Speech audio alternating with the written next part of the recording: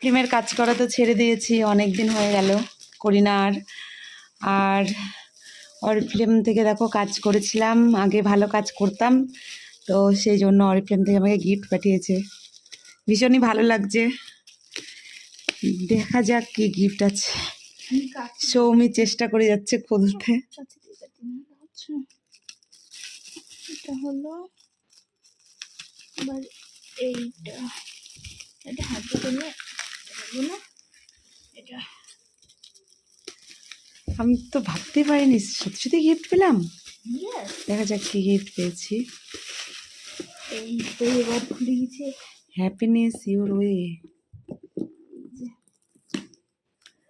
খুব উৎসাহের সাথে খুলছি।